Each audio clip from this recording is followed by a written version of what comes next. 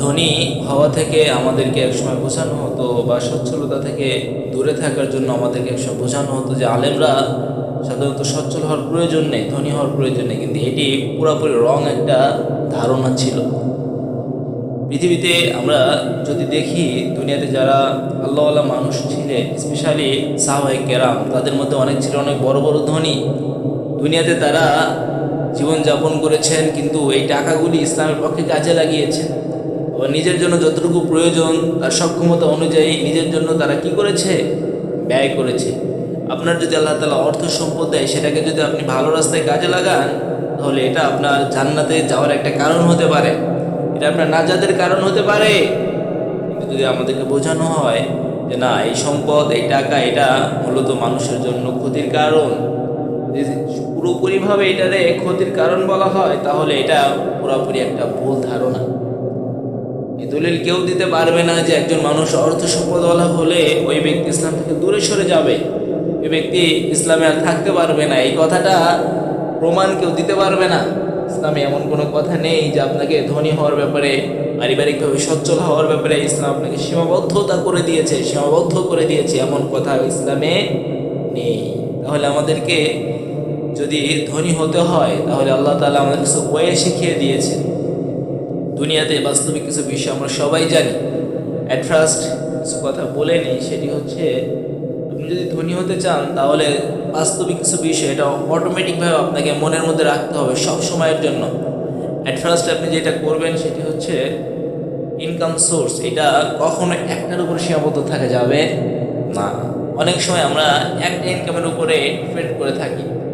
ধরুন আল্লাহ না করুন, যদি আপনি একটা ইনকামের উপরে সবটাই টাকা, সব কিছু আপনি একটা ইনকামের উপর ইনভেস্ট করছেন, একটার উপরে সব বিনিয়োগ করছেন, কিন্তু দেখা গেল আল্লাহ না করুন ওই জিনিসটাতে আপনি ক্ষতিগ্রস্ত হয়ে গেলেন, তখন কি হবে? আপনার আমসালা যা আছে সব চলে যাবে। এই জন্য কখনো একটা ইনকামের উপরে নির্ভরশীল হওয়া যাবে না। আপনি একাধিক ইনকামের ওয়ে তৈরি করুন এবং প্রত্যেকটা লাইনে আপনি সময় দেওয়ার চেষ্টা করুন। একটাতে আপনি প্রমোট হয়ে গেছেন, ওইটাকে ধরুন ভালোভাবে, ধরার থাকা অবস্থায় আপনি আরেকটা ধরুন, ওইটা থাকা অবস্থায় আরেকটা ধরুন। নিজের প্ল্যানকে কাজে লাগিয়ে, নিজের আইডিয়াকে কাজে লাগিয়ে মানুষদের কাজ করানো শিখুন। তাহলে দেখবেন আপনার টাকা ইনকামের যে প্রশস্ততা, সেটা দিন দিন বৃদ্ধি পাবে।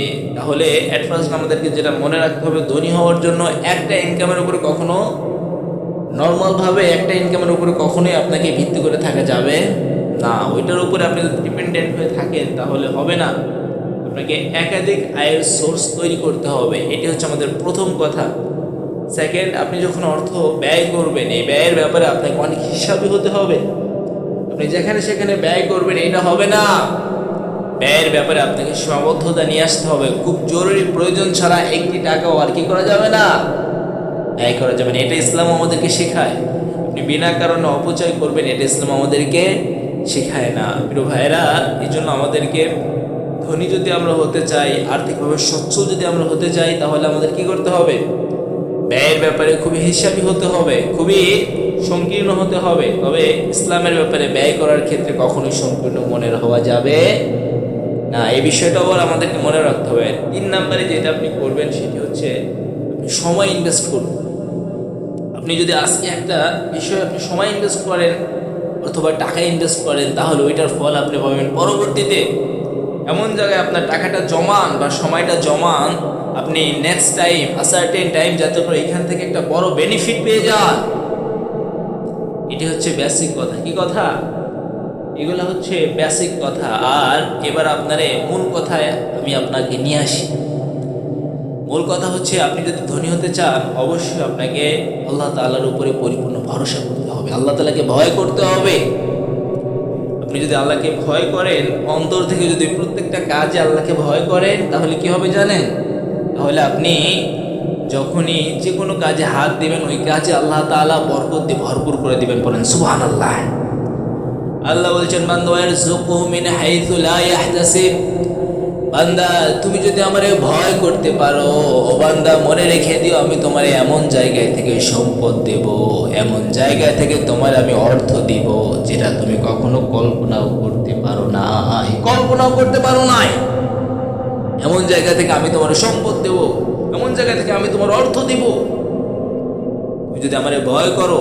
প্রতিটা কাজে আমরা প্রশাসনকে দেখে না, বাবাকে দেখে না, শিক্ষককে দেখে না, শুধুমাত্র যদি আল্লাহরে দেখে ভয় করে ওই কাজে আমরা সততা অবলম্বন করতে পারি, বিশ্বাস করেন ওই কাজে আল্লাহ তাআলা বরকত দিয়ে ভরপুর করে দেবে। এই জন্য আমাদের অ্যাট ফার্স্ট যে কাজ সেটি হচ্ছে আমাদের কি করতে হবে, প্রত্যেকটা কাজে প্রত্যেকটা ক্ষেত্রে অলওয়েজ টাইম আমাদেরকে আল্লাহ তাআলার উপরে ভরসা করতে হবে। ভরসা বা আমাদেরকে আল্লাহ তাআলার উপরে তাকওয়া অর্জন করতে হবে। আপনি যদি তাকওয়ার পরিচয় দিতে পারেন তাহলে কেবল আপনি অর্থ সম্পদের দিকে খুব দ্রুত সময়ে এগোতে পারবেন। এটা হচ্ছে আমাদের প্রথম কথা, প্রথম কাজ।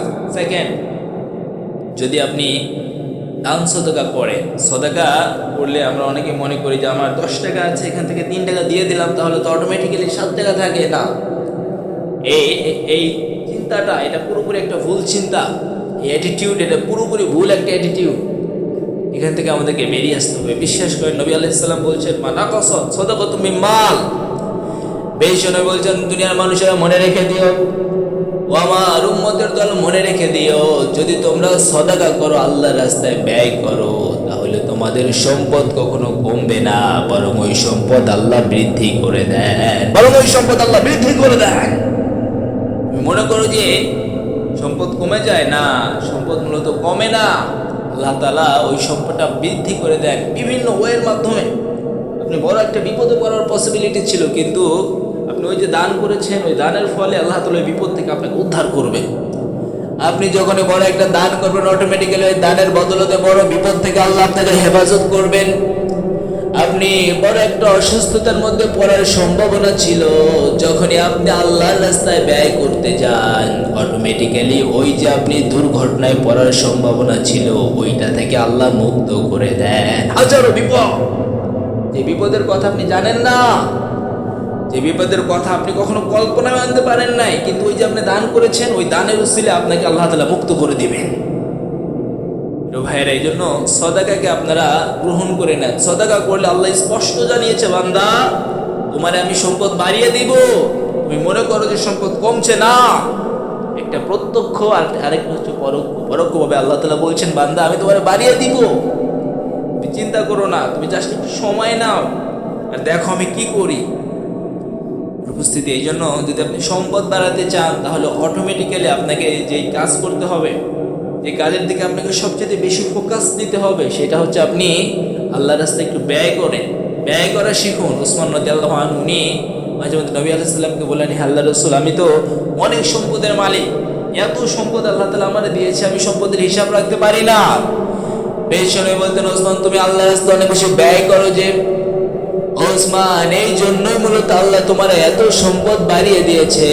ওসমান, যেদিন থেকে তুমি সংকীর্ণ মনের অধিকারী হবা, ওসমান মনে রেখে দিও, ওই দিন থেকে তোমার সম্পদগুলি কমতে থাকবে, ওই দিন থেকে কমবে। ওসমান, এর আগে কমবে না। এর আগ পর্যন্ত তুমি ওসমান হচ্ছে দানশীল, আর যতক্ষণ তুমি দানশীল থাকবা ততক্ষণ তোমার সম্পদ আল্লাহ তাআলা আকাশচুম্বী বানিয়ে দিবে। ভাইয়ের, এই জন্য দানের ব্যাপারে আমাদেরকে সংকীর্ণ মনের অধিকারী হওয়া যাবে না। আপনি অন্তরটারে প্রশস্ত করেন, দেখবেন আল্লাহ তাআলা অটোমেটিক আপনার সম্পদটাকে প্রশস্ত করে দিবেন। সুবহানাল্লাহ বলবেন না। 3 নম্বরে আপনি যেটা করতে পারেন সেটি হচ্ছে, আপনি প্রথমত কি করলেন, সদাকা করলেন, আল্লাহ তাআলার উপরে পরিপূর্ণ ভরসা করলেন বা নিজেকে তাকওয়াবান হিসেবে গড়ে উঠালেন। এরপরে আপনাকে যেটা করতে হবে সেটি হচ্ছে, আপনি কখনো হতাশ হবেন না, নিরাশ হবেন না। সব সময়ের জন্য আল্লাহ তাআলার কাছে দোয়া এটা আপনি কন্টিনিউ রাখবেন এবং ইস্তিগফার করবেন। অনেকেই আছে আমাদের সমাজে যারা ইস্তিগফার থেকে অনেক দূরে। বিশেষ করেন ভাই, ইস্তিগফারে এটার অনেক বেশি পাওয়ার। আপনি যদি প্রতিদিন ইস্তিগফার করেন, এই পাওয়ার আপনাকে এত দূর নিয়ে যাবে, আপনি যখন যে দোয়া করবেন ওইটাই আল্লাহ তাআলা কবুল করে নেবে।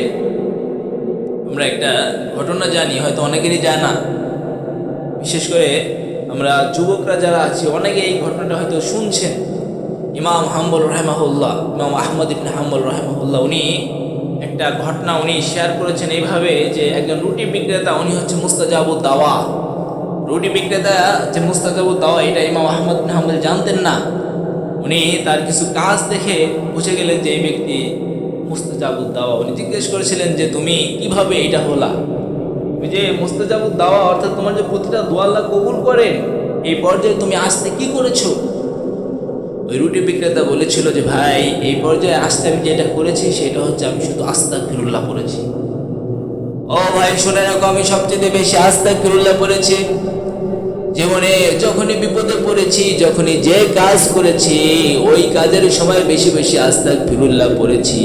কখনোই আস্তাগফিরুল্লাহরে ছেড়ে দেই নাই। প্রতিটা মুহূর্তে আমি শুধু আস্তাগফিরুল্লাহ পড়েছি। প্রতিটা মুহূর্তে আমার এটা স্পেশাল ইবাদত। আমি আস্তাগফিরুল্লাহরে কখনো ভুলি না। অলওয়েজ টাইম শুধু আমি আস্তাগফিরুল্লাহ পড়ে যাই। আহমদ ইবনে হাম্বল এবার চিৎকার করে আল্লাহু আকবার বলে উঠলেন। বললেন, ও রুটি বিক্রেতা ভাই, তাহলে মনে রেখে দিও, শুধুমাত্র তোমার এই আস্তাগফিরুল্লাহর বরকতে আল্লাহ এত বেশি খুশি হয়ে গেছে, তোমারে মুস্তাজাবুদ দাওয়া বানিয়ে দিয়েছে। আর তুমি যেই কাজে করবা ওই কাজে আল্লাহ তাআলা অনেক বেশি সহজ করে দেন। ওই কাজে আল্লাহ তাআলা কি করবেন? অনেক বেশি সহজ করে দিবেন। কারণ তুমি ওই যে আস্তাগফিরুল্লাহ পড়ো।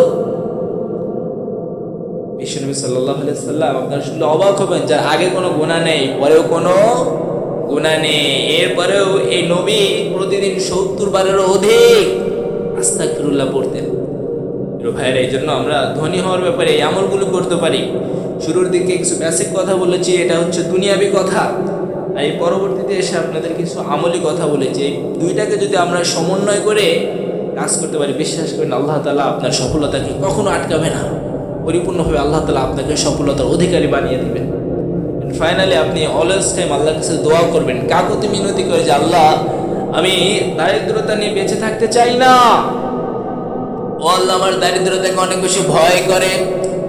দুটো চোখের পানি আপনি ছেড়ে দেন, এরপরে আল্লাহরে ডাক দিয়ে বলেন, ও আল্লাহ, আমি এই দারিদ্রতা চাই না, তুমি আমারে সচ্ছল বানিয়ে দাও। মৃত্যুর আগ মুহূর্ত পর্যন্ত তোমার জন্যই আমি ব্যয় করতে চাই। দুটো চোখের পানি একটু ছেড়ে দেন, আল্লাহর কাছে একটু কাকুতি মিনতি করে, দেখবেন যে আল্লাহ তাআলা আপনার সম্পদ দিতে একটু কার্পণ্য করবে না। আল্লাহ যদি দেয়, আল্লাহর ভান্ডারে কম পড়বে?